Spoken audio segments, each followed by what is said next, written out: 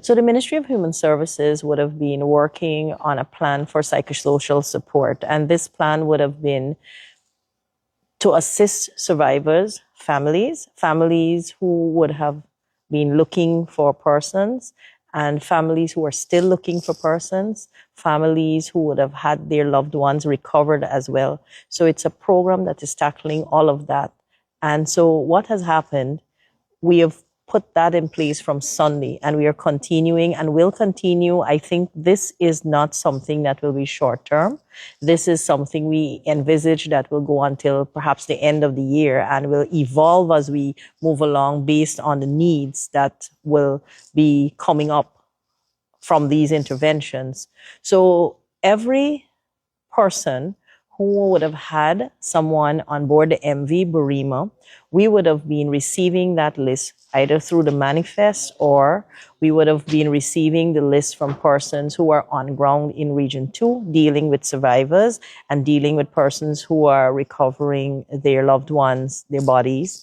And we would have been compiling a list, and based on that, assigning our social workers to those families. Sections. At the command, all of these persons would have been working in Region 4 and in Regions 1, 2. And as we got news of persons from other regions like 3, 5, 6 to continue, we've also learned 7. And we are geared for any other region that will be involved. What is happening in Region 1 in particular, because we have most persons there who are families of survivors or families who would have lost. We are continually sending in more officers to complement what is on the ground. We would have sent in officers yesterday. Some have gone in already this morning on a flight. Some more are going in tomorrow. And we are adding to that psychologists as well. In Region 2, we have had a lot of social workers.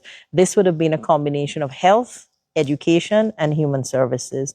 Our social workers in particular would have been going to the mortuary with persons, staying with them.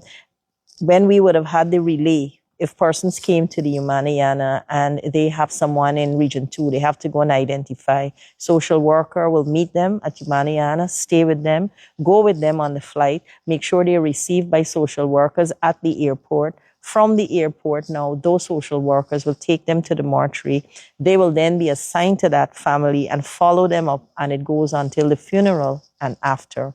We are paying particular efforts to children, and I would have spoken to the Minister of Education, Minister Sonia Parag, and I've offered to ensure that her team is trained specifically in trauma-focused grief counseling, and they will not only support the direct survivors or those who would have directly lost children, but children who had friends in school, for example. We want to make sure those children are catered for and they have the therapy and counseling they need.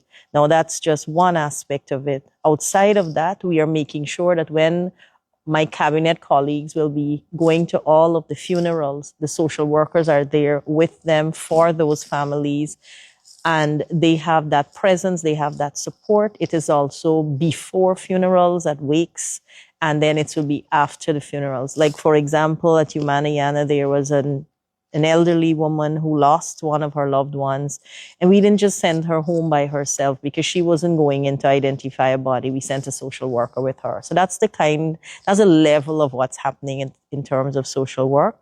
We're also looking at the fact that our country is devastated. Our country, people are grieving, people are angry. There's so many emotions people are dealing with right now. So we have to look at that.